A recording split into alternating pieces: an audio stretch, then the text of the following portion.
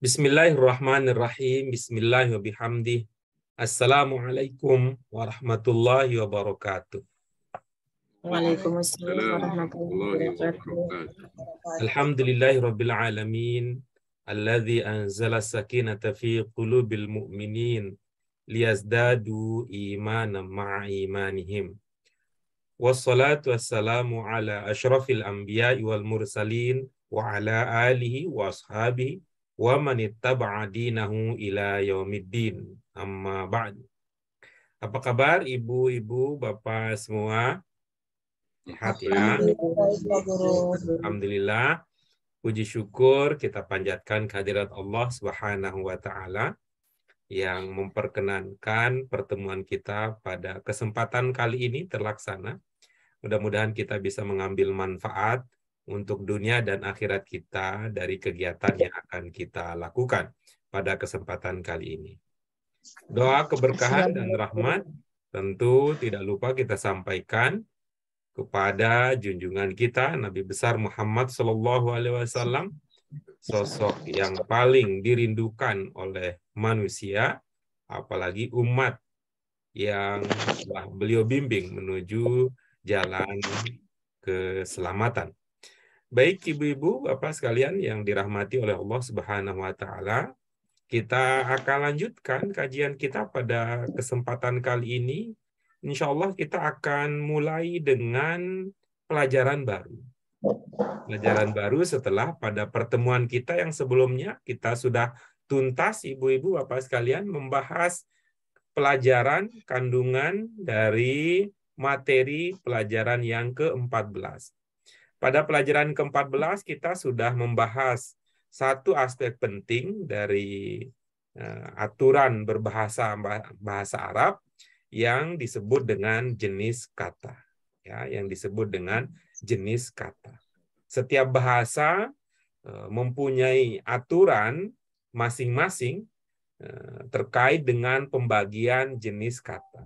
Jenis kata itu akan memudahkan kita untuk bisa mengerti maksud sebuah wacana bacaan dalam bahasa Arab.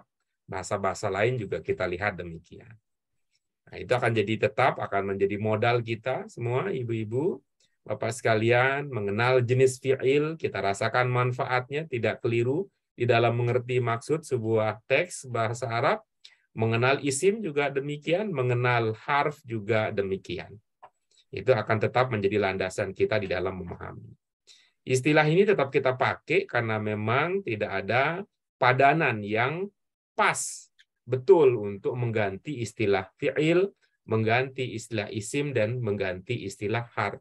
Yang ada adalah istilah yang serupa dengan itu. Tetapi sekali lagi ibu-ibu, bapak sekalian, seperti yang biasa kami ingatkan, yaitu tetap modal kita adalah 4 sehat, 5 istimewa. Tapi kelihatannya istilah 4 sehat, 5 istimewa ini kurang begitu menarik. Saya berencana untuk mengganti istilahnya. Apa gantian istilahnya? Mulai pada kesempatan kali ini saya akan mencoba mengganti istilah 4 sehat dengan istilah 4 cermat, 5 istimewa. Ya, kenapa kita ganti dengan istilah 4 cermat? Itu supaya menanamkan pemahaman dalam diri kita bahwa supaya memahami teks-teks bahasa Arab dengan cara cermat, kita butuh 4 modal. Apa itu? Yang pertama adalah kita paham arti atau makna dasar sebuah kata, kemudian yang kedua kita memahami bentuknya, 1, 2, 3, 4, 5 itu yang utama. Berikutnya kita memahami jenisnya. Ya, udah kita bahas, ada isim, ada fiil, ada harf. Kemudian bersamaan dengan itu kita bisa lanjut ke berikutnya supaya kita lebih cermat lagi, yaitu mengamati posisi kata di dalam sebuah kalimat. Dalam bahasa Indonesia mengenal ada istilah subjek, ada istilah predikat, ada istilah objek, ada istilah keterangan. Keterangan itu bermacam-macam. Dalam bahasa Inggris juga misalnya kita belajar yang sejenis dengan itu. Ada namanya subjek, ada namanya verb, ada namanya adjective, ada namanya adverb, ya, dan sebagainya. Itu juga menunjukkan bahwa bahasa itu diikat oleh semacam aturan yang manfaatnya adalah untuk menjaga keutuhan dan ketepatan makna. Lalu setelah 4 cermat, ya kita cermat, modalnya kita paham makna, kita paham arti, kita paham bentuk, kita paham jenis, lalu posisi kata dalam kalimat, dan tentu yang kelima adalah yang istimewa. Akan terasa istimewa pemahaman kita ketika kita bisa mendalami maknanya, makna Al-Quran, karena ini bukan kalam manusia, ini kalamullah yang disampaikan dalam bahasa Arab. Kemudian keindahan yang ada di dalam ayat-ayat yang kita kaji. Itu dia ibu-ibu, Bapak sekalian, nanti kalau kita tanya, maksudnya kalau kita mengatakan 4 cermat, 5 istimewa itu istilah lamanya adalah 4 sehat, 5 istimewa. Dulu sih namanya 4 sehat, 5 sempurna dulu, kayak iklan zaman Orde yang mungkin ibu-ibu, bapak sekalian sudah akrab, tapi kelihatannya pilihannya perlu diubah. Itu saya akan kita gunakan istilah 4 cermat, 5 istimewa. Baik, ibu-ibu, Bapak sekalian, sebelum kita lanjutkan kajian kita ke materi kita yang baru pada kesempatan ini, marilah kita siapkan hati, niat yang tulus ikhlas, mengharap ridho Allah Subhanahu wa Ta'ala. Segenap pikiran kita juga kita kondisikan untuk mengembangkan apa yang sudah kita pahami untuk memahami materi baru kita pada pelajaran kali ini. Untuk lebih baiknya, supaya Abdul, mari kita awali kajian kita pada kesempatan kali ini dengan basmalah. Bismillahirrahmanirrahim. Allahumma rabbana zidna ilman nafi'a warzuqna fahman wasi'an birahmatika ya arhamar rahimin.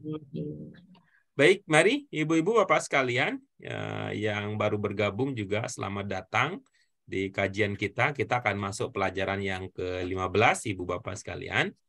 Apa judul pelajaran kita yang ke-15? Al-Qadiru wa ibaduhu as-salihun. Nah, ini ada berapa kata yang bisa kita kenali di dalam judul kita ini? 4. Ada 4. Baik, yang pertama apa? Al-Qadir. Oke, bagus. Yang kedua? Wa. Oke, sudah 2. Yang ketiga? Ibadu. Oke, ibadu berarti sudah 3. Kemudian yang keempat? As-solihun. Oi, ada yang hu, ada yang as-solihun. Ya, berarti kalau hu itu dipahami sebagai satu kata mandiri, berarti bukan cuma 4. Jadi 5. Yang pertama adalah al-qadiru, yang kedua adalah wa, yang ketiga adalah ibad, yang keempat adalah hu, kemudian yang kelima adalah as-solihun. Ya, kita coba pahami ibu-ibu bapak sekalian maknanya. Al-Qadir, ada yang belum memahami? Yang Maha Kuasa ya Pak. Ada? Udah paham ya? Kemudian wa? Oke, kemudian ibad. Ibadah.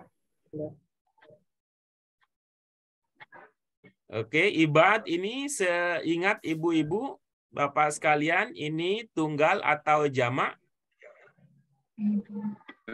Jamak. Ya, bagus, jamak. Tuh, kalau mengenal sebuah kata berbentuk jamak akan lebih lengkap kalau kita mengetahui juga tunggalnya. Ada yang ingat ibad itu tunggalnya apa? Abad.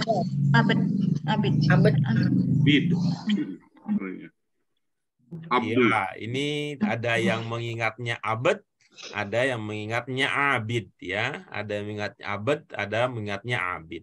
Apa maknanya abad dan abid? Mengabdi. Hamba.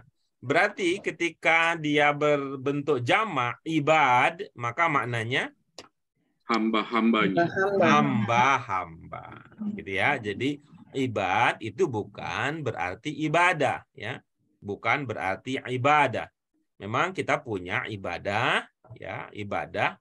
Itu ibadah, ibadatun, ibadatin, itu pernah kita pelajari, itu yang merupakan bentuk 3, pernah kita pelajari. Kemudian adahu, kemudian as-solihu.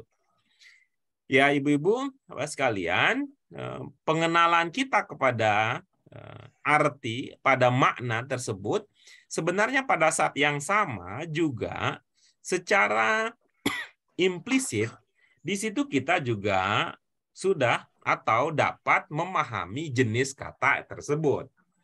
Ya, mari kita lihat lebih lanjut ya. Al-Qadir, apa jenisnya? Isim. Isim yang mana?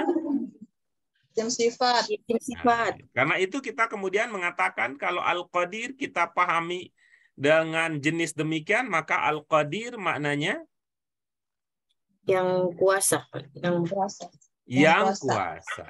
Yang kuasa. Siapakah yang dimaksud di sini yang kuasa? Allah. Nah, sehingga ketika kita memahami bahwa Al-Qadir ini merupakan sifat, dalam konteks ini yang dimaksud adalah Allah, maka kita bisa memaknai Al-Qadir dengan makna Allah yang kuasa. Allahnya Kuasa. tidak ada di situ. Oh, yang kuasa aja. Yang kuasa. Yang maha Konteksnya kuasa. adalah Maha bukan kuasa. Yang maha Yang kuasa. maha yang kuasa. maha kuasa, gitu ya. Yang maha kuasa, gitu ya. Wa ibaduhu sholihun. Berarti apa maknanya? Yang maha kuasa. Nah, sehingga kalau dia menjadi sebuah judul, kita bisa ungkapkan dengan cara lain, misalnya yang maha kuasa, kita bisa berkata sang maha kuasa. Sang maha kuasa. Gitu ya, kita mengatakan sang maha kuasa, ya. Menunjukkan ini konteksnya adalah Allah ya, dan hamba-hambanya yang soleh. Nah, hamba-hambanya yang soleh. Yang soleh. Soleh kalau bahasa Indonesia aslinya kira-kira apa sepadannya? Orang yang berbuat baik. Yang baik. Ya, yang baik. Nah, salah satu hikmahnya kita memahami bahasa Arab itu dibedakan antara bentuk tunggal dan bentuk jamak adalah kita tidak perlu dihadapkan pada kondisi apa yang disebut istilah dengan istilah ambigu, makna ambigu. Ya, misalnya kalau kita mengatakan Tuhan dan hamba-hambanya yang baik, hambanya yang baik, gitu ya, hambanya yang baik. Karena ini as-solihun adalah bentuk jamak, maka yang baik di sini dalam konteks judul kita ini tentu adalah hamba. Ya, bukan walaupun Allah maha baik, walaupun Allah juga baik, tetapi as-solihun tidak menjelaskan tentang al-qadir, karena al-qadir adalah bentuknya tunggal. Baik, ibu-ibu, Bapak sekalian, itu judul pelajaran kita. Al-qadir adalah isim, kemudian wa apa jenisnya? Harf. Oke, berikutnya ibad. Isim. Isim, kemudian berikutnya ada hu. Isim. Isim juga, kemudian berikutnya ada as-solihun. Isim. Ya, baik. Secara umum ibu-ibu Bapak sekalian, kalau kita persentasekan, kita akan lebih banyak memang menemukan kata-kata berjenis isim. Karena apa? Karena apa yang ada di sekitar kita kan karakternya itu bisa berkaitan dengan jenis isim. Apa yang kita dengar itu nanti berkaitan dengan isim. Apa yang kita lihat nanti berkaitan dengan isim. Apa yang kita sentuh itu nanti berkaitan dengan isim, ya, berkaitan dengan isim. Apa yang kita raba itu berkaitan dengan isim. Ya, jadi dia makna sudah built-in ya, sudah built-in dengan apa yang ada di sekitar kita. Sementara kalau untuk fiil itu dia kriterianya adalah pertama dia menunjukkan perbuatan dan pada saat yang sama dia juga terikat dengan waktu ya. Pada saat yang sama itu juga terikat dengan waktu. Karena itu nanti ibu-ibu apa sekalian, nanti pada level kelima kita dulu pernah mempelajari bahwa dalam bahasa Arab dikenal ada dua struktur, ya, struktur dasar dalam bahasa Arab. Yaitu ada struktur dasar dalam bahasa Arab itu bisa subjek dan atau kita sebut dengan pola, ya, dua pola kalimat dalam bahasa Arab. Ada yang subjek kemudian predikat, kemudian ada predikat yang kemudian diikuti oleh subjek. Dalam bahasa Arab ada Ahmad yashkurullah, kemudian ada yashkuru Ahmad Allah. Itu ya, kira-kira gambarannya ibu-ibu apa sekalian, kalau kita berkata Ahmad yashkurullah, itu yang mengawali kalimat jenis katanya apa? Isim. Isim. Oke, baik. Kemudian kalau kita mengatakan yashkuru Ahmad Allah, itu diawali dengan kata berjenis Fi'il. ya. Itu ya artinya bahwa dalam bahasa Indonesia kita punya satu pola saja. Ahmad bersyukur kepada Allah. Jadi dalam bahasa Indonesia tidak punya ide sederhana, ya, untuk mengungkapkan ketika yang kita mau fokuskan itu Ahmadnya, gitu, ataukah yang kita mau fokuskan itu adalah perbuatan Ahmad. Nah, gitu ya. Dalam bahasa Arab dengan adanya kata yang diawali dengan jenis isim, dengan kalimat, mohon maaf bukan kata ya, kalimat yang diawali dengan kata berjenis isim, serta ada kalimat yang diawali dengan kata yang berjenis fiil, itu menunjukkan bahwa itu sudah mengakomodir antara mana sebenarnya yang dianggap atau sedang menjadi fokus utamanya. Siapa yang jadi bintang panggungnya gitu. Artinya apa yang menjadi trendingnya? Apakah si Ahmad dan ya, segala hal yang berkaitan dengan Ahmad, ataukah perbuatan bersyukur itu, gitu ya, perbuatan bersyukur itu. Kalau yang sedang dikampanyekan adalah bersyukur, maka yang akan menjadi awal kalimat adalah fiil. Begitu juga perbuatan-perbuatan yang lain. Soal siapa yang melakukan itu tidak sepenting kalau kita awali dengan fiil. Sebaliknya kalau kita sedang mengkampanyekan seorang tokoh, ya, kalau kita sedang membicarakan tentang seorang tokoh, maka nama tokoh itu dulu yang muncul, baru apa yang dia lakukan. Tapi kalau ketika kita bicara tentang sebuah agenda, ya, agenda itu maka yang akan diawali dengan fiil. Ibu-ibu, Bapak sekalian, pengantar ini saya sampaikan supaya nanti pada masanya kita akan sampai pada sebuah pemahaman, kita akan berkata kira-kira pantaslah di dalam kalimat ini Allah mengawali dengan isim, sementara di kalimat lain Allah mengawalinya dengan fiil. Padahal gitu ya, padahal secara garis besarnya yang dibicarakan adalah persoalan yang sama. Gitu. Nanti akan kita sampai ke sana insya Allah Ibu Bapak kalian. Baik, nah, supaya yang tadi hal itu kalau dianggap menarik, tentu hal menarik itu akan maksimal kita pahami kalau kita meniti tangga setahap demi setahap menuju ke tangga pemahaman yang lebih tinggi lagi. Mari ibu-ibu, apa sekalian, di awal kebersamaan kita ini, mari kita awali dengan mengkaji, dengan mengaji terlebih dahulu. Kita baca teks yang akan menjadi kajian utama kita pada pelajaran yang ke-15 ini. Mari kita mulai bersama ibu-ibu bapak sekalian. A'udzu billahi minasyaitonir rajim. Bismillahirrahmanirrahim.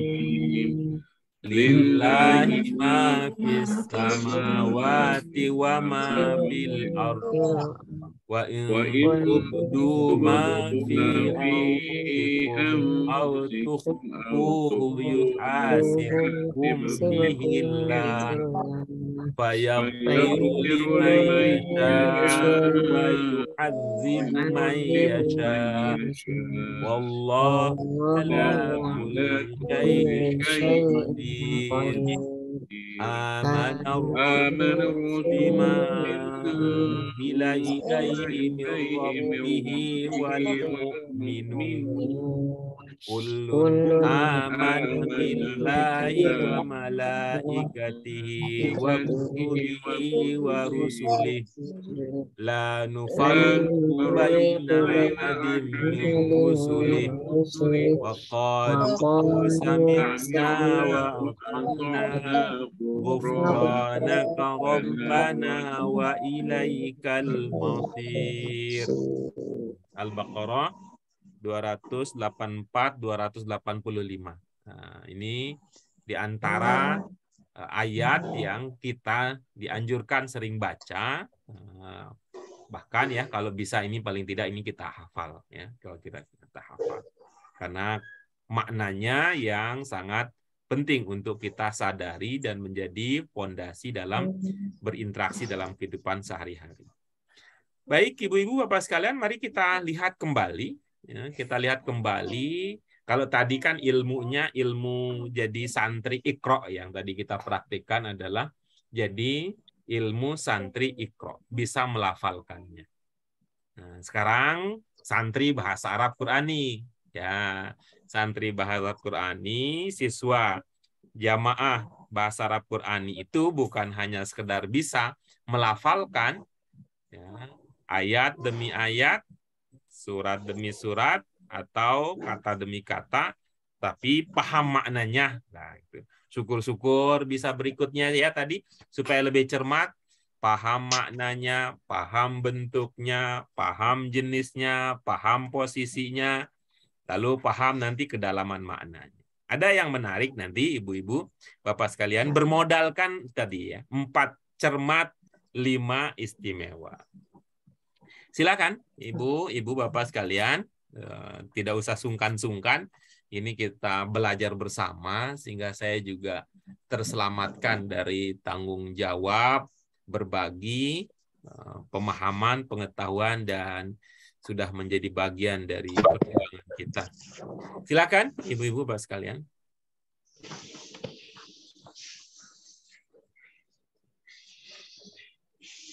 Coba mengawali Pak Guru.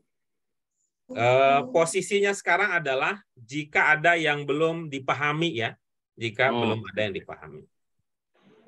Saya memang bercita-cita bahwa kita sebagai sebuah kelompok belajar bersama, pemahaman itu merata, ya, pemahaman itu merata, sehingga semua mendapat bagian, semua mendapat pemahaman, sehingga itu bisa menjadi milik kita. Ibu-ibu yang lain,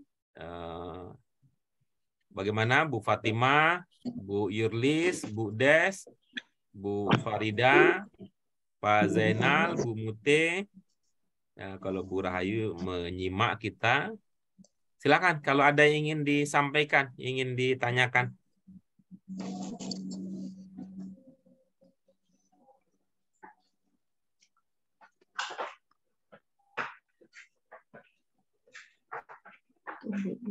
Oke, baik.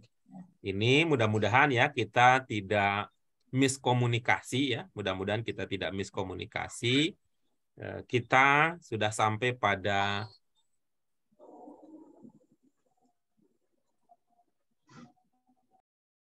baik, Ibu Bapak sekalian, alhamdulillah Ibu-ibu sudah sampai pada pemahaman. Ya, target kita Ibu Bapak sekalian yang paling sederhana adalah kita baca teks-teks bahasa Arab seperti ini, ayat Qurani, lalu ada pemahaman yang ada di dalam hati kita. Ada pemahaman di dalam hati kita ya, yang nanti akan membantu kita untuk semakin khusyuk di dalam melaksanakan ibadah. Ya, ada pemahaman dalam hati kita.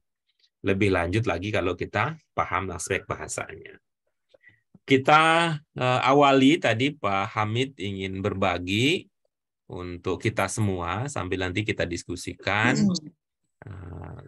Kita mulai dari lillahi ma fis samawati wa ma fil ard. Mulai dari situ dulu ya. Silakan Pak Hamid. Baik. Lillahi ma fis samawati wa ma fil ard. Allah memiliki apapun yang ada di langit dan apapun yang ada di bumi. Iya, bagus ya. Itu. Ini yang bermakna apapun ya, yang bermakna apapun. Itu mana yang bermakna apapun? Ma. Itu muncul berapa kali di situ? Ada 2. Kira-kira itu melahirkan ada suatu ini enggak gitu ya? Ada sesuatu enggak yang bisa kita pahami ketika ma-nya itu diulangi 2 kali? Apapunnya gitu.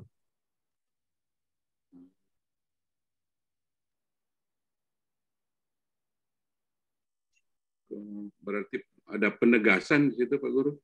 Oke, apalagi yang lain? Menunjukkan mungkin pentingnya atau banyaknya gitu ya. Oke, baik baik. itu di langit ataupun yang di bumi ya. Oke, bagus. Ada lagi yang lain? Oke, baik. Kalau begini kita ini ya mencoba menggunakan nalar kita yang terbatas. Ini kan batas nalar kita yang terbatas ya. Ketika dia disebut 2 kali, kira-kira itu mengindikasikan bahwa yang di langit dengan yang di bumi itu sama atau beda? Beda. Oke, bagus itu kan.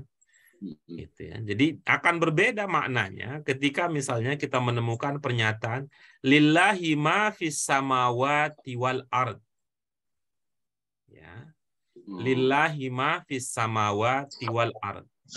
Itu akan punya implikasi yang berbeda dari segi pemahaman ketika mengatakan ma fis samawati wa ma fil ard. Nah, dulu kita pernah memahami bahwa ma itu apa saja maknanya? Ada apa yang, ada tidak, ada pertanyaan.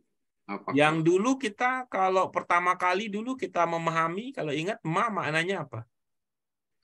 Sesuatu yang lebih awal dari itu ada yang ingat nggak? Pertanyaan ya Pak Guru. Apa dulu maknanya? Pertama kata dulu. Ma ismuka. Apa maknanya? Siapa ya? Siapa.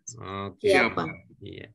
Maka kalau siapa itu kita punya cenderung memahami bahwa siapa itu kan untuk makhluk ya.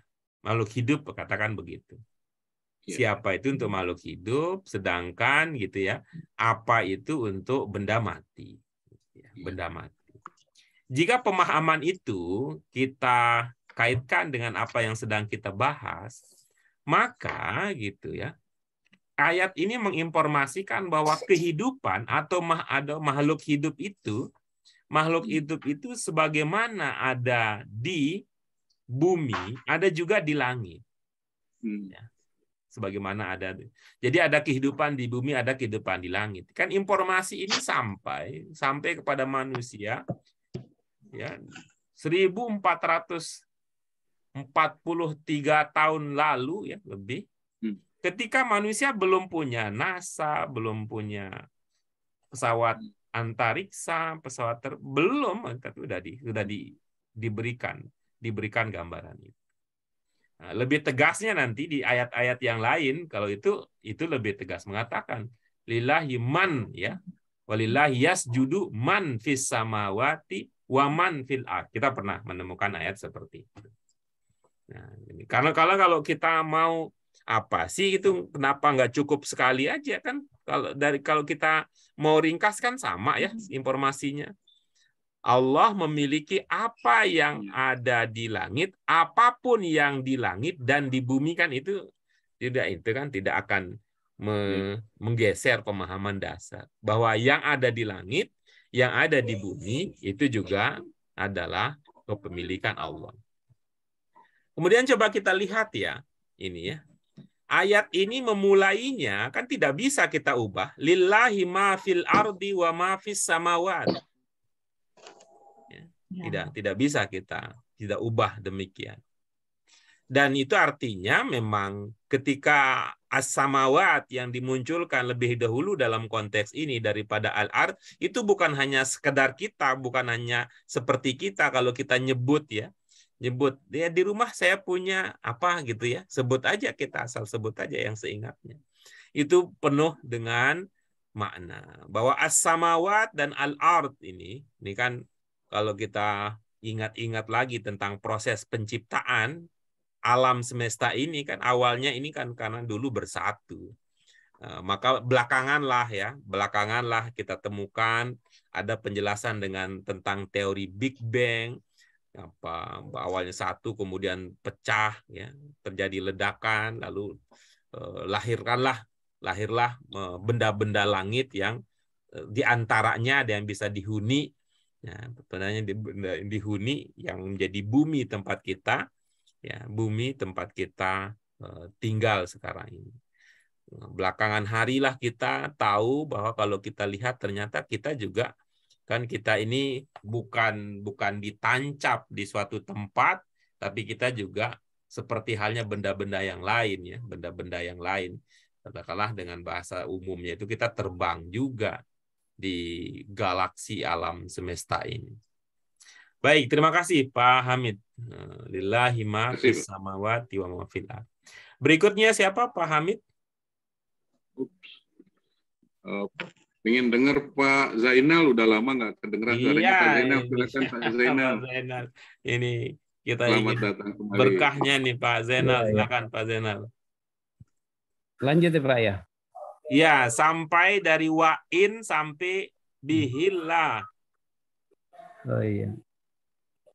Bihillah. Wa a'udzubillahi minasyaitonir rajim. Wa in tubadu ma fi anfusikum aw tuhu yahsibukum bihillah. Jika kalian langsung artinya ya Pak. Silakan. Oh iya. Jika kalian menampakkan atau menyamarkan Allah akan menghitung, tetap menghitung. Sudah Pak? Sudah Pak. Iya.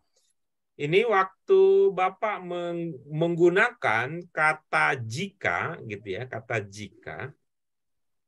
Jika itu kalau dalam bahasa Indonesia kita kan ini ya, mengisyaratkan ada kalimat majmu' lah bahasa kita ya.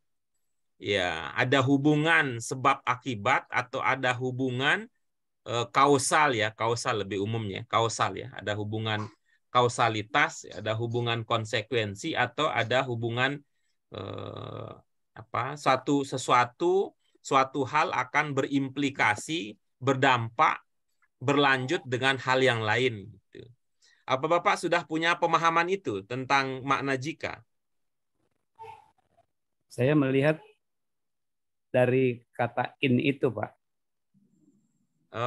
Oke, yang sedang saya ajak Bapak diskusi adalah kata jika ya. Iya, Pak. Saya hanya dapat modal itu aja. Ketika satu pertanyaan kalimat, pertanyaan sederhananya, Bapak bisa kalau agak ini ya repot menjelaskannya, jawabannya iya atau tidak gitu ya. Jawabannya iya apa tidak. Kalau menggunakan jika dalam bahasa Indonesia itu mengindikasikan kalimat majmu atau bukan. Dalam paham nggak Bapak soal itu gitu? pasti majemuk, Pak. Iya, baik. Yang pertama apa? Kalimat pertamanya apa? Kalimat keduanya apa? Wa intu badu tadi, Pak. Bahasa Indonesianya, badu. pemahamannya. Oh, iya. Pemahamannya, jika kalian menampakkan ataupun menyamarkan, Allah tetap menghitungnya atau pasti menghitungnya. Ya, bagaimana pemahaman tadi, Pak? Kalimat majmuknya gitu. Ya, bagaimana cara kita menjelaskannya? Seperti ini, Pak. Kalimat majmu' itu seperti ketika berkata ya, ada dua peristiwa yang dihimpun menjadi satu. Bahasa kita mungkin ada konektor ya, ada konektornya itu, ada konektor, ada konek. Misalkan saya makan. Kemudian itu kan sudah satu ide kan, saya makan nasi. Itu sudah satu ide. Saya merasa kenyang gitu ya. Itu kan dua kalimat ya. Itu, dua kalimat gitu. Ini kalau dijadikan kalimat majmu' kira-kira seperti apa kalimatnya, Pak? Ada kata penghubung mungkin ya Pak ya? Ya, Maksudnya. kira-kira apa itu? Kira-kira apa itu? Yang tadi konektornya gitu. Saya makan nasi. Saya gitu ya. Saya merasa kenyang. Bisa dibantu dengan alat apa? Kata sambung dan gitu Pak ya. Atau Bagaimana jadi kalimatnya?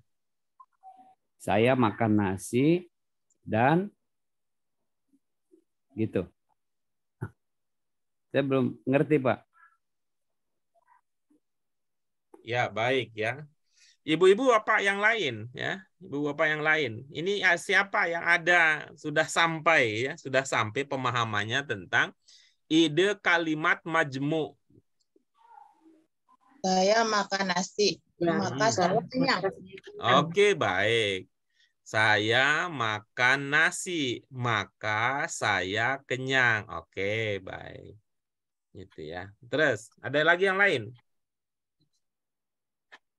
Saya makan nasi. Lalu saya Apa yang lain? Saya makan nasi. Lalu saya kenyang. Oke, bagus. Apalagi yang lain? Saya makan nasi. Saya makan nasi hingga saya kenyang. Oke, bagus. Bagus. Yang lain? Saya makan nasi. Saya makan nasi.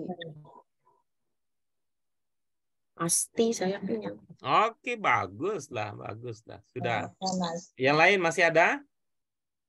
Kalau jika saya makan nasi, maka saya akan kenyang. Oke, bagus. Ada lagi yang lain? Saya makan nasi sampai kenyang. Iya, bagus. Ada yang belum terungkap?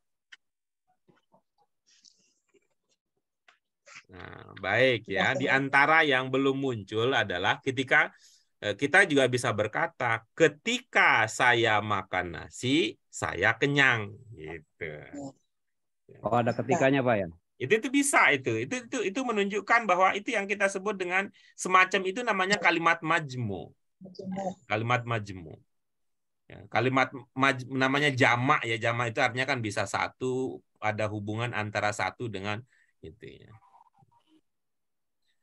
Nah, ini misalkan yang pertama ini apa idenya kalau kita mau pakai ilustrasi yang tadi ya. Gitu. Kalau kita pakai ilustrasi yang tadi dari ungkapan wa in tubdu sampai yuhasibkum bihillah. Coba ungkapkan seperti tadi. Ketika saya makan nasi, saya kenyang. Jika saya makan nasi, maka saya kenyang. Saya makan nasi, lalu saya kenyang. Gitu. Coba, apa yang bisa dibangun dengan menggunakan ilustrasi pemahaman tadi? Berarti tinggal diganti Pak ya. Depannya tuh ketika gitu Pak ya.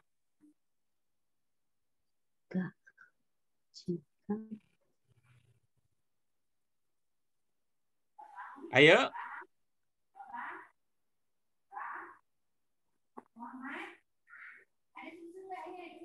Ibu-ibu sekalian ya, ibu bapak sekalian, kalau belum ketemu konektornya, penghubungnya, pecah saja menjadi dua kalimat dulu ya. Yang pertama adalah ini, ya. Yang kedua adalah ini. Yang pertama maksudnya seperti apa? Saya makan nasi, gitu ya. Kemudian yang keduanya seperti apa? Ketika kita berkata saya merasa kenyang. Coba apa yang bisa diungkapkan pemahaman kita terkait dengan ini?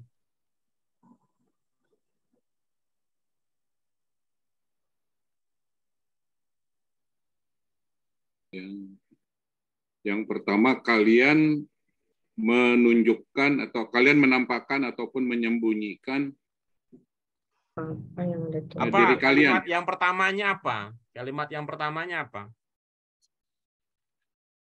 Kalian menampakkan apa yang ada pada diri kalian. Terus sekalipun yang Atau- pasangannya Atau kalian menyembunyikan. apa Menyembunyikannya. hubungannya? Itu kan namanya kalau atau kalian itu kan artinya pilihan kalau begitu Bu Ida. Seperti tadi loh, saya ini kan kita istilahkan kalimat majmu, ada dua kalimat yang punya hubungan antara satu lain. Hubungan itu tadi bisa sebab akibat, bisa kausalitas, bisa begitu. Atau bisa duluan kemudian mana yang belakangan gitu. Kalau kalian menampakkan atau kalian itu sih pilihan, itu bukan menunjukkan kalimat majmu kalau begitu kan. Ketika kalian menampakkan apa yang ada pada diri kalian. Lalu kalian menyembunyikannya gitu Pak Guru? Apa begitu pemahamannya? Enggak. Bahwa pertama ditampakkan, Enggak. kemudian disembunyikan gitu. Tidak. Dua, Pak. Ayo, itu coba diungkapkan. Kalimat, katakanlah begini ya, kalimat kejadian yang pertama, kemudian kalau kita pakai istilah respon, bolehlah respon, atau tanggapan gitu, bolehlah. Ada pemicunya, kemudian ada aksi, kemudian ada reaksi. Kira-kira begitulah istilahnya, coba pakai. Ada stimulus, ada respon, ada aksi, dan ada reaksi gitu.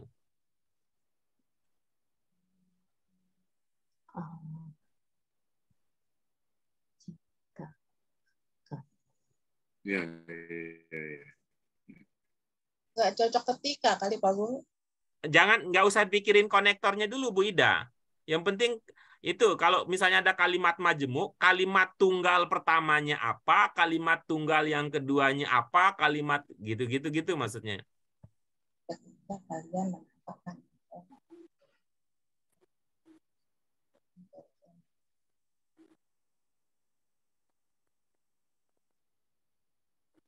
Baik ya, kalau belum mungkin saya yang belum bisa menemukan kata-kata yang bisa sama dengan ilmu ibu bapak sekalian. Saya ambil alih ya. Jadi yang pertama adalah kalian menampakkan apa yang ada di dalam diri kalian. Itu adalah aksinya. Reaksinya adalah Allah menghisap kalian. Ya, kalau dipersingkat adalah aksi yang pertama adalah, aksinya adalah kalian menampakkan, reaksinya adalah Allah menghisap. Ya. Bisa diikuti? Ya, Pak. Oke, baik. Kemudian majmuk berikutnya adalah himpunan yang berikutnya adalah kalian menyembunyikan,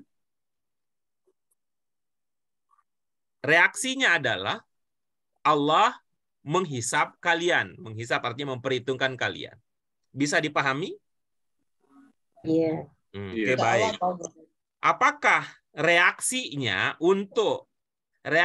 untuk aksi pertama dan aksi kedua sama atau beda? Sama. Oke, kalau begitu maka kita bisa menggunakan pemahaman tadi. Sama saja, gitu ya. Sama saja, apakah kalian menampakkan atau menyembunyikan apa ya, jangan pakai apa terlalu itu biar nggak pakai apa, sesuatu aja kita ganti pakai satu. Sama saja, apakah kalian menampakkan atau menyembunyikan sesuatu yang ada di dalam diri kalian, Allah pasti akan memperhitungkan kalian dengannya. Gitu. Bisa ditangkap idenya? Bisa Pak Guru. Oke, baik ya. Baik ya. Jadi yang samanya dalam hal apa, Ibu Bapak sekalian? Dalam Itu. hal reaksi. Menghitung. Reaksinya sama, ya. Dalam hal reaksinya sama.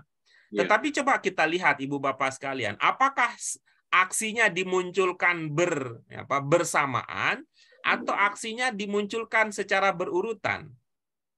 Berurutan. Oke, bagus. Ya, kalau kita lihat sampai begitu, mana sebenarnya kalau sama kayak begini mengatakan, kita belajar nanti mati. Nah, gitu ya. Kita tidak belajar juga nanti mati, gitu ya. Reaksinya sama kan? Reaksinya sama-sama mati? Iya, Oke, tapi aksinya sama atau beda? beda. Beda. Oke, kalau Beda. kita lihat kemudian aksinya beda, mana yang lebih utama? Belajar. Oke, dalam konteks contoh yang tadi. Kalau dalam konteks ini, mana yang lebih utama antara menampakkan atau menyembunyikan? Menampakkan. Menampakkan di awal. Iya. Ya, menampakkan. Menampakkan, ya. Menampakkan dalam pengertian apa? Kita kalau ya menampakkan apa yang ada dalam diri kita itu dalam pengertian apa ya? Mau baik maupun tidak ya.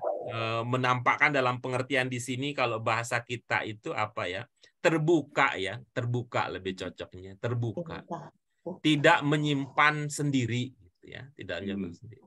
Mau itu positif maupun negatif, tetap saja kalau kita menceritakannya kepada orang yang tepat, itu akan lebih bagus efek psikologisnya daripada kita menyembunyikan. Daripada kita menyembunyikannya. Bahkan kalau kita lihat ibu-ibu bapak sekalian ya, saya nonton beberapa film yang barat ya, film barat itu sampai kita lihat di antara adegannya itu adalah ada sebuah ya, ada psikolog yang dibayar mahal sekedar untuk mendengarkan curhatan dari para kliennya. Itu yang teringat itu ada film, mungkin ibu bapak pernah itu ya, anger management apa ya judulnya ya? Bisa jadi.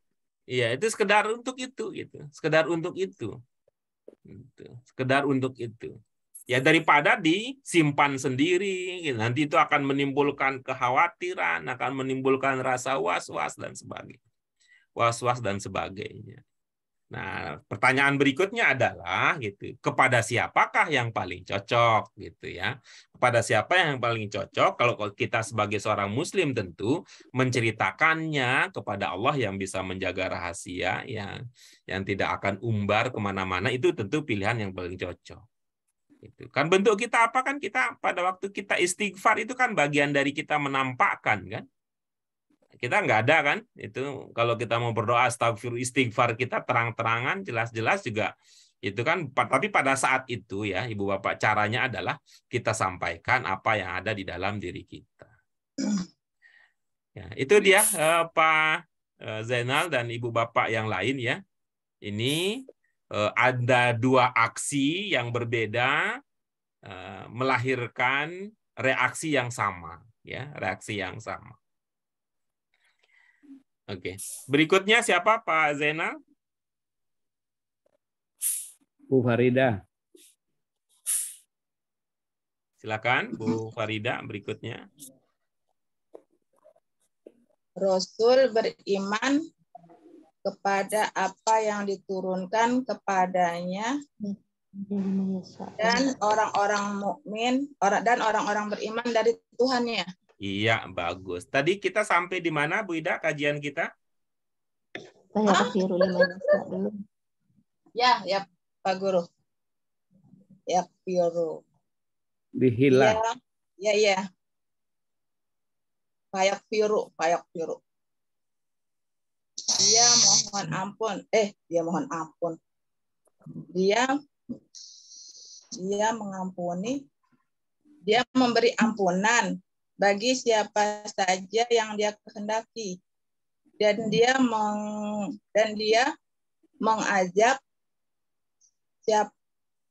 mengajak siapa saja yang dikehendakinya, dikehendaki. Bagus. Ibu, apa itunya penjelasannya pakai di sini? Mana majhul? Yang mana? Yang majhul. Enggak ada Pak Guru. Nggak ada. Enggak ada Pak Nggak ada ya, Guru. Pak? Ibu-ibu ada mengingat nggak bahwa kalau pasif dalam bahasa Indonesia, padanannya ya, padanan pasif. Mana pasif dalam bahasa Arab itu apa padanannya yang bisa dimaknai pasif? Kalau dalam bahasa Indonesia kan pasif ya, bermakna pasif. Kalau dalam bahasa Arab padanannya apa yang ibu-ibu Bapak ingat? Istilahnya majhul itu Pak Guru. Oke, ada lagi yang lain nggak? Iya Pak, bisa dikenali dari harokatnya Pak. Biasanya Oke. diawali dengan doma. Iya, oke, bagus. Yang lain ada yang ibu-ibu masih ingat? Selain majhul ada yang diingat? Maklum. Maklum tidak bermakna pasif kalau maklum.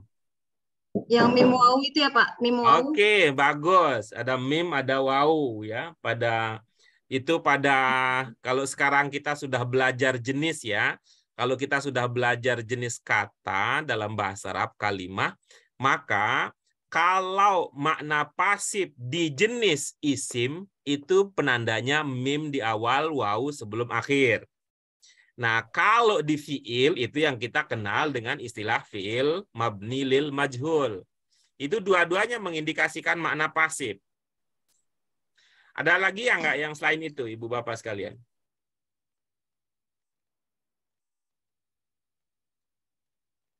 Oh, nggak jelas ya suaranya. Pak Guru, suara Pak Guru. Ada lagi selain itu, Kirain Ibu aku. Bapak? Ini lagi. Suaranya. Maaf Ada Pak Guru, lagi? bisa diulang? Ya, yang tadi yang Pak sudah Guru, mohon maaf tadi teridentifikasi. sinyalnya putus-putus. Yang tadi sudah teridentifikasi untuk makna pasif itu adalah. Nah, kalau kita ini ya, kalau di jenis isim itu makna pasif itu ditandai dengan kata itu berawalan mim, tambahan mim di awal dan wawu sebelum akhir. Seperti marhum gitu ya. Masih ingat marhum maknanya apa marhum?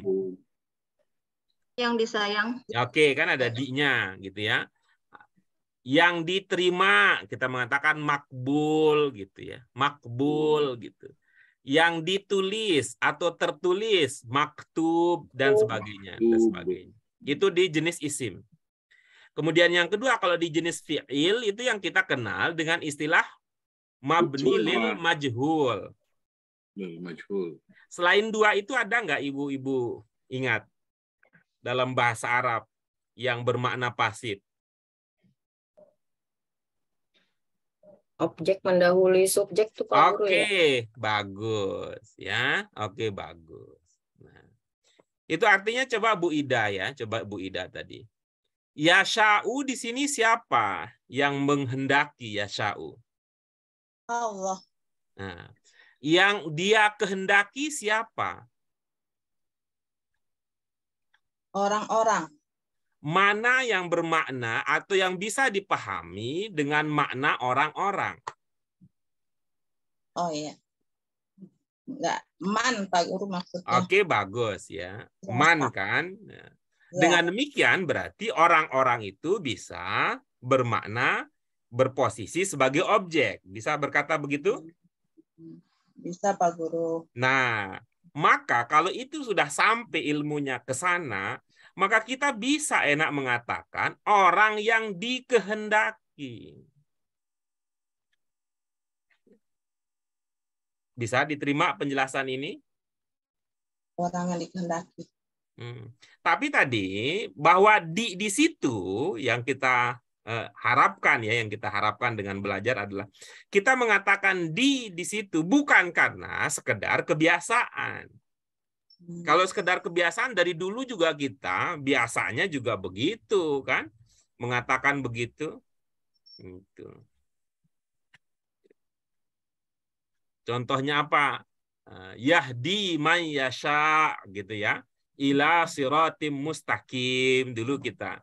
pernah belajar sampai di situ. Tapi nggak kena kalau pakai yang jenis isim mau, yang jenis fiil ya, yang jenis fiilnya apa? Jenis fiilnya itu majhul tidak kena. Tapi kalau pakai yang ketiga ini, yang Bu Fatimah tadi alhamdulillah ingat bahwa objek muncul lebih dahulu gitu daripada yang tadi ya, subjek dan predikatnya itu juga bisa melahirkan makna pasif. Dulu waktu Ronaldo masih terkenal, saya sering menggunakan istilah itu. Yaitu Ronaldo menendang bola. Mana objeknya? Bola. Coba taruh bolanya di depan. Bola ditendang Ronaldo. Nah, kan jadinya berubah begitu. Jadi pemahaman seperti itu. Bisa diikuti ya? Insya Allah bisa Pak Guru. Oke, gitu. Kalau kita mengatakan bahwa yasha'u itu adalah yang sebagai pelakunya, subjeknya adalah Allah di situ. Yasha itu huwa itu Allah. Berarti man itu sebagai objeknya. Tapi kalau kita mengatakan yasha itu huwa itu adalah man, maka dia tidak bermakna dikehendaki. Maknanya apa? Allah mengampuni orang yang mau mendapatkan ampunan, gitu ya. Sebaliknya juga Allah akan mengazab orang yang mau mendapat siksa. Kok apa iya gitu ya? Apa iya?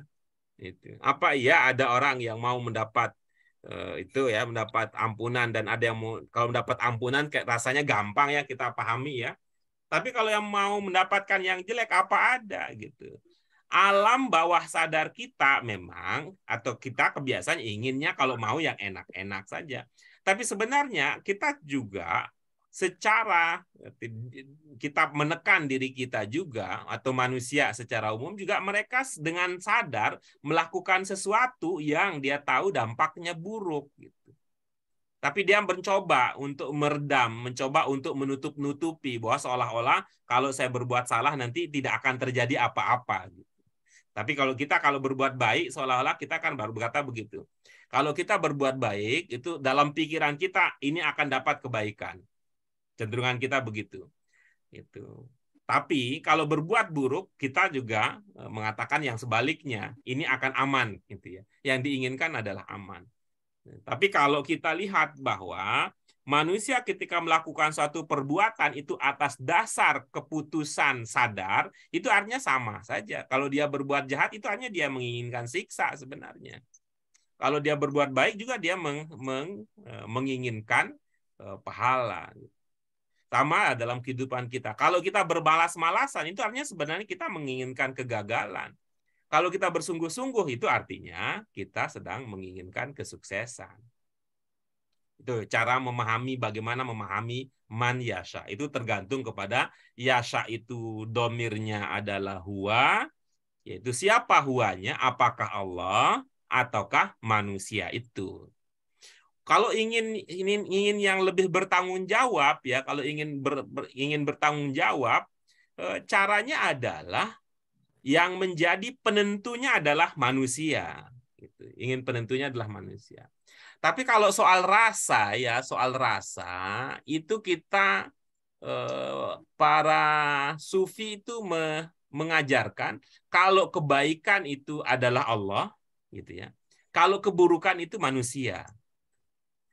Caranya. Tapi kalau mau ambil posisi ya, kalau mau ambil posisi paling rendah ya, kalau ambil posisi paling rendah sih sebaliknya manusia itu. Kalau dia baik, dia merasa itu atas dirinya gitu ya, atas apa yang dia usahakan, itu paling rendah skalanya di dalam merespon kebaikan dan keburukan itu. Manusia yang paling rendah adalah yang tadi, yang percaya kepada Tuhan, tapi tentu yang kita maksud di sini, kalau dia baik, dia mengatakan itu atas usahanya, seperti kata korun ya, seperti korun. Nah, kalau buruk itu mengatakan Tuhan, ini udah takdir Tuhan, ini udah ditentukan oleh Tuhan gitu. Itu level yang paling bawah. Level di atasnya adalah berkata bahwa baik buruk itu adalah dari kita. Kitalah yang akan menentukan. Dalam Islam itu biasanya ini yang, kalau yang pertama tadi itu jadinya Jabariyah, kalau yang kedua ini jadinya Qadariyah. Ya, Qadariyah istilahnya. Sekedar tahu istilah, Tapi ada kelompok semacam itu. Ya, kelompok sekarang juga macam-macam lah namanya. Kemudian yang paling atas ya, dengan mempertimbangkan soal rasa, dia akan mengatakan kalau yang baik-baik itu kembalikan kepada Allah, tapi kalau buruk itu kembali kepada diri sendiri. Itu lebih maslahat. Itu dia. Terima kasih Bu Ida untuk berbagi pemahamannya. Yang berikutnya siapa, Bu Ida? Sebentar Pak Guru. Pak Guru Iya. boleh nggak pakai di ini? Yasanya tuh nggak pakai dikehendaki, tapi langsung dia kehendaki gitu. Iya, boleh. Itu lebih aman. Iya. Ya, makasih Pak Guru. Selanjutnya Bu Mute.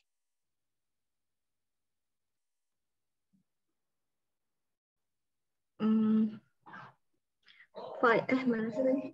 Allahu ala kulli syai'in qadir. Dan Allah Maha Kuasa atas segala sesuatu. Iya, oke, bagus.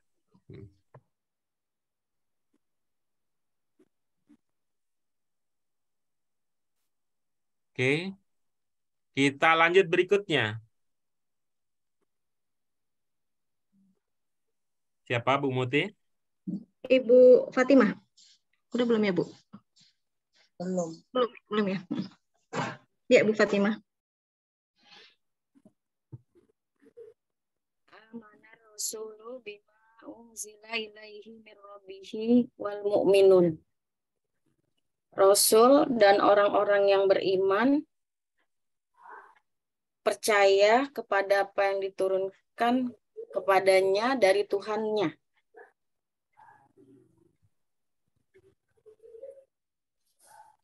Siapa yang percaya? Rasul dan orang-orang yang Rasul dan orang-orang yang beriman, Pak Guru. Iya, oke, bagus.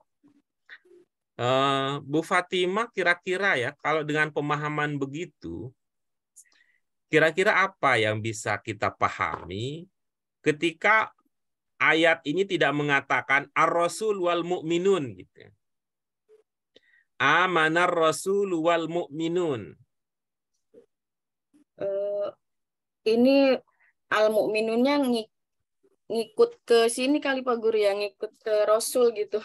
Tapi istilahnya apa saya nggak paham. Ya, oke. Kan kalau idenya ngikut ke situ, itu kan lebih mudah kalau dinyatakan ar-rasul wal mu'minun, kan kelihatan ikutnya. Tuh, seperti Iya. Bu Fatimah kayak lagi jalan sama suami kan gandengan tuh. Tuh, jadi. Tapi ini kan enggak gitu. Ar-rasul di sebelah kanan di awal, sedangkan al-mu'minun di ujung gitu. Iya ya. Iya. Ya mungkin kan, ini ayat gitu Pak. Ibu-ibu bapak Bisa sekalian. dirubah. Ya, ibu bapak sekalian, itu kan ya peletakan itu kan bukan sembarangan gitu. Peletakannya itu bukan sembarangan. Peletakannya itu bukan sembarangan. Kalau sekedar ingin mengatakan bahwa yang beriman adalah Rasul dan orang-orang berorang mukmin, itu kan lebih gampang kalau kita mengatakan amanar rasul wal mu'minun. Ya. Tapi tentu kita akan berkata bahwa ada makna gitu ya, ada makna ketika ayat ini kita temukan mengatakan amanar rasulu bla bla bla bla wal mu'minun gitu. Ini kalau mau dipikirkan ya bagus kita pikirkan. Tapi kalau enggak juga enggak apa-apa kan, yang penting ide dasarnya kan sudah dapat gitu. Apa mungkin ini Pak Guru di sini Rasul turunkan objek mendahului predikat gitu Pak Guru, ada penegasan di sini tidak ya? Yang mana yang dimaksud sebagai objek? Robihi. Oke, baik. Ini artinya ibu-ibu apa sekalian, memang Al-Quran itu ya bukan bikinan manusia sih ya, jadi bukan bikinan manusia, jadi semua tertata rapi. Bahasa kita begitu ya. Nah, seumpama kalau menyatakan amanar rasul wal mu'minun dalam konteks ini, itu kan seolah-olah gitu ya, seolah-olah keimanan orang-orang mukmin itu mendekati jenis keimanan Rasul gitu. Sehingga dia digandengkan posisinya.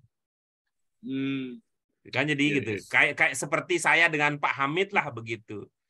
Saya dan Pak Hamid gitu berencana untuk belajar bersama. Nah, itu artinya kan ya sama-sama gitu.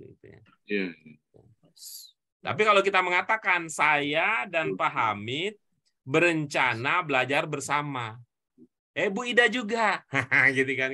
Kan itu beda jadinya kalau kita mengatakan Bu Ida juga gitu ya. Oh, gitu. Kan udah beda itu peran ya, peran aktor-aktor yang ada di situ.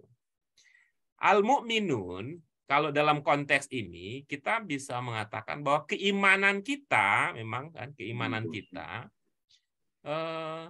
amanar rasulu. Nah, ini nih bima unzila ilaihi mir rabbih ini yang menjadi penting. Nih, kalau bima unzila ilaihi mir rabbih ini kalau kita ungkapkan dengan satu kata kira-kira apa katanya? Quran. Bagus. Nah, jadi begini karakternya. Dan ini kan memang luar biasa. Kan luar biasa Al-Qur'an menggambarkan dengan bagaimana proses kita itu beriman. Bahwa Rasul telah beriman gitu ya. Lalu kita mengikuti keimanan Rasul itu berdasarkan apa yang ada di dalam Al-Qur'an. Gitu jadinya. Berdasarkan apa yang ada di dalam Al-Qur'an. Sementara kalau untuk Rasulnya ya, sebagai pionir, keimanan Rasul tidak berproses seperti keimanan kita, ibu-ibu bapak sekalian. Keimanan Rasul tidak berproses seperti kita dalam pengertian apa? Rasul telah beriman kepada Allah itu ya, beriman kepada Allah dan beriman kepada itu sebelum Al-Qur'annya diturunkan. Walaupun dalam konteks di sini ya, dalam konteks ini objeknya adalah Rasul beriman kepada Al-Qur'an, orang mukmin juga. Walaupun konteksnya seperti itu. Nah, tapi karena bima unzila ilahi mir rabbih ini keimanan itu sudah dimiliki oleh Rasul sebelum Al-Qur'an itu turun. Sementara kita tidak akan memiliki Al-Qur'an dalam konteks ini kalau dalam mohon maaf ya Ibu Bapak sekalian ya, dalam konteks ini, konteks keimanan kita ini seumpama tidak ada Al-Qur'an, kita juga ragu apakah kita akan jadi beriman apa tidak. Kenapa? Kalau hanya Nabi Muhammad sebagai sosok ya, sebagai sosok seorang Rasul itu kan gampang untuk dimanipulasi oleh sejarah. Ada manusia namanya Muhammad, tapi tidak ada Al-Qur'an yang membackup. Mohon maaf ya bahasanya membackup. Tidak ada Al-Qur'an yang menjadi bukti, tidak ada Al-Qur'an yang menjadi saksi kebenaran itu. Maka nasib Nabi Muhammad dan umat beliau akan bernasib seperti Nabi Isa dan pengikut beliau. Apa problemnya adalah karena tidak adanya kitab suci otentik yang mendampingi dan diwariskan. Yang diwariskan kepada ya kita sebut jadinya Nasrani kan kalau kita dalami ya itu kata kita versi kita tapi kalau versi mereka sih ada gitu ya. Nih ya untuk membaca peletakan al-mu'minunnya, al-mu'minun di sini. Tapi ibu-ibu bapak sekalian, kalau sudah disatukan oleh Al-Qur'an, disatukan oleh Al-Qur'an, kita baca ayat berikutnya. Siapa Bu Ida? Oh, Bu Ida, Bu Fatimah. Iya, Bu Fatimah. Siapa Bu Fatimah? Tadi.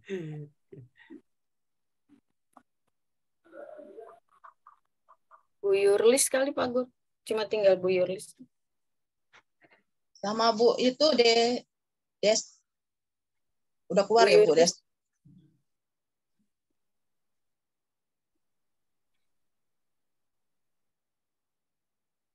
Kullun amana billahi wa malaikatihi wa kutubihi wa rusulihi.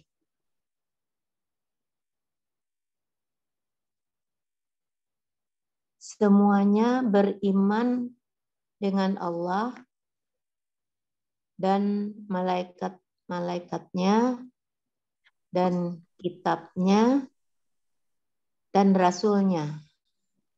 Iya, bagus. Pada waktu Ibu Yurlis mengatakan semuanya, itu siapa maksudnya semuanya? Semua orang yang beriman.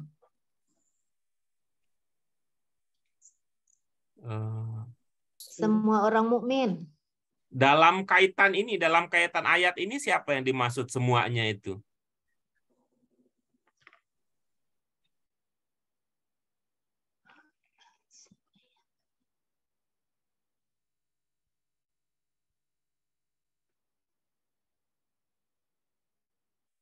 Ibu bapak yang lain siapa yang dimaksud dengan semuanya dalam konteks ayat ini? Rasul dan orang Rasul mukmin. dan orang yang beriman. Rasul dan Ya, orang mukmin. bagus. Nah, sekarang ibu bapak sekalian kan beda ininya. Iya. Maksudnya sama dengan yang sebelumnya. Iya. Pada bagian sebelumnya, ketika yang dimaksud dengan Rasul dan orang-orang beriman itu dipisahkan penyebutannya. Ar-Rasul dulu, nah, kemudian ada Al-Quran yang menjadi jedaknya, ya, menjadi penghubungnya, baru diikuti oleh Al-Mu'min. Tapi kan sama-sama berikutnya. Tapi ketika sudah ada iman, tadi kan bicara soal bagaimana proses iman itu hadir. Rasul, keimanan Rasul itu hadir dalam diri beliau itu langsung karena beliau adalah manusia pilihan. Manusia adalah manusia pilihan terbaik, gitu, terbaik. Itu. Dan memang itu ada hikmahnya. Nggak bisa kalau semua manusia seperti Rasul ya sama saja seperti dunia ini akan diisi oleh malaikat. Jadi tidak akan terjadi dinamisasi dalam kehidupan ini. Ya, dinamisasi dalam kehidupan ini. Nah, tapi kalau sudah ada iman, model iman awal di dalam diri Rasul dan diri orang mukmin, pada bagian berikutnya dihimpun menjadi satu ungkapan kulun, sudah sama jadinya di sini. Ya, sama di sini. Kalau dalam bahasa ya, proses kita beriman itu beda-beda, gitu ya. Proses kita beriman itu berbeda-beda, tapi kalau kita sudah sama-sama punya keimanan, tidak ada bedanya lagi. Sama dengan istilah lain ya, kita ya. Proses kita belajar bahasa Arab itu beda-beda. Tapi kalau kita sudah punya pemahaman sama, ya itu udah hilang itu ya faktor-faktor itu. Sama dengan dalam bahasa lain Ibu Bapak sekalian, mungkin bisa kita gunakan istilah orang Arab dengan orang non-Arab, proses berimannya menerima Islam itu beda-beda.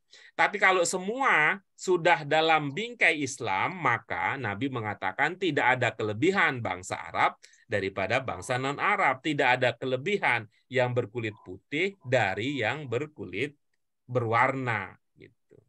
Kulun, ya, dihimpun dengan satu ungkapan. Kulun amana billahi. Ya. Kalau Bu Yurlis ya, kalau beriman itu bahasa Indonesia yang paling dekat apa Bu? Percaya, mempercayai. Ya, kalau kita mengatakan percaya ya, percaya. Itu dalam bahasa Indonesia pasangan katanya apa? Percaya dengan apa percaya kepada? Percaya kepada. Ya itu artinya kalau begitu maka beriman juga bahasa Indonesia yang beriman kepada, bukan beriman dengan. Paham maksud arah komentar saya nggak Bu?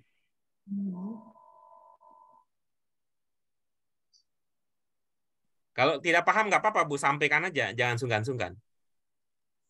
Kurang paham. Iya, baik. Jadi kalau bahasa Arab, kata amanah itu memang digandeng dengan bi. Itu yang saya sering katakan Ibu Bapak sekalian. Bi ini jenisnya apa? Harf. Iya. Harf. Kan masih ingat, kalau harf itu bagaimana karakter maknanya? Tergantung dari Tergantung gitu ya, tergantung. Nah, kalau kita punya bi, dia memang bisa bermakna dengan, tapi tergantung dulu dengan apa. Kalau dalam konteks apa bisa dimaknai dengan. Nah, harf itu bergantung kepada fiil atau isim yang menyertainya. Di sini ada amanah. Amanah apa jenisnya? Fiil. Fiil. Oke, bagus ya, fiil. Kemudian setelah bi ada Allah, apa jenisnya? Isim. Nah, itu ya tadi. Maka makna isim ini, ya makna harf bi ini akan bergantung kepada fiil dengan isim ini yang menyertainya, membersamainya.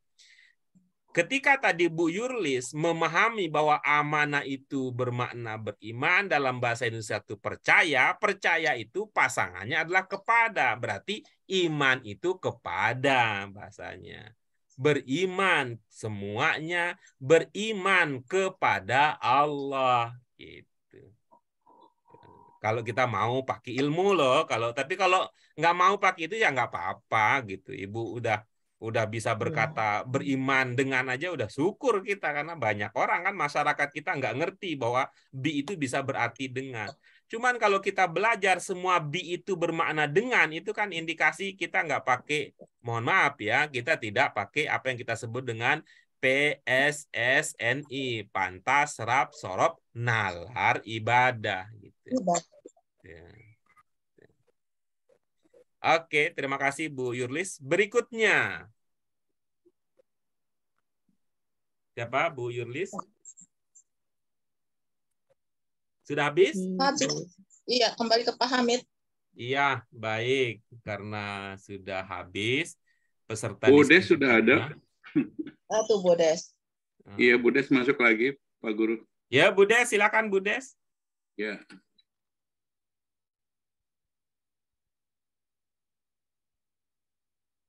Oh, nggak ada. Oke, baik. Ya, Ibu-ibu Bapak sekalian, dengan berakhirnya diskusi kita bersama Bu Yurlis, maka berakhir sudah kajian kita untuk malam ini. Alhamdulillah kita tadi sudah membahas, kita istilahkan dengan 4 cermat, 5 istimewa. Nah, gitu ya. Kita bisa mengerti karena apa tadi? Kita sampai bisa melangkah untuk memikirkan ini ungkapannya kenapa amanah Rasul kemudian al-mu'minunya belakang gitu. Itu kita harus melihat bahwa Al-Qur'an itu istimewa. Jadi cara kita melihatnya tidak sama seperti teks bahasa yang lain, termasuk bahasa Arab yang lain. Enggak kepikiran orang Arab untuk berkata demikian, karena itulah kemukjizatan ya, hal yang menjadikan umat manusia bahkan bergabung dengan jin tidak mampu membuat semisal dengan Al-Qur'an. Gitu ya, Ibu-ibu Bapak sekalian. Alhamdulillah, nanti kita lanjutkan pada pertemuan kita yang akan datang dengan Tanmiyatul Mufradat. Tadi pelajaran kita pada kesempatan kali ini sudah menemukan tadi ya beberapa kata penting, ada tubdu, ada kata tukhfu. Kalau kita sih kurang ini ya, kurang populer. Kalau tukhfu ini yang populer itu ada ikhfa ya. Ada khofi. Itu ya. Kalau yaghfiru udah populer, yu'adzibu juga sudah. Yang lain juga. Yang kata berikutnya ada kata nufarriku ya, kata nufarriku yang jarang kita dengarkan pada pelajaran-pelajaran sebelumnya. Pelajaran-pelajaran yang akan datang juga nanti contohnya akan muncul lagi penggunaan ini. Selain di pelajaran ini, nanti di pelajaran yang ke-23, 24 kata ini muncul nanti dengan bentuk yang berbeda. Sami'na sudah pernah dulu di as-sholah, atokna juga udah di fi'lul amri ya. Atiullah, atiur rasul.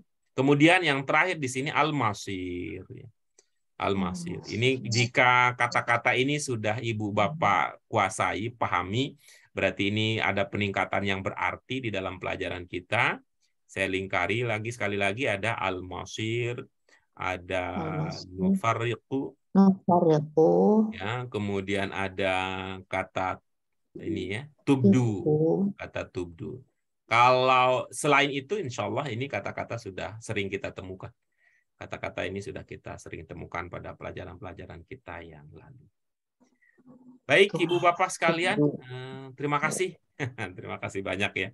Jadi saya makin bahagia hidup saya karena ada teman ngobrol, teman berbagi, teman berdiskusi. Ini susah mencari teman-teman yang bisa diajak untuk mendalami dengan cara ini. Ya, artinya ada perimbangan kita di dalam belajar, tidak hanya dari satu arah, karena memang kemampuannya belum nyampe ke situ, seperti para kiai, para ustaz yang sudah siap dengan bahan untuk menceritakan segala-galanya dan Ibu Bapak menikmati penjelasan. Sekali lagi terima kasih Ibu Bapak sekalian dan mohon maaf untuk segala kekurangannya.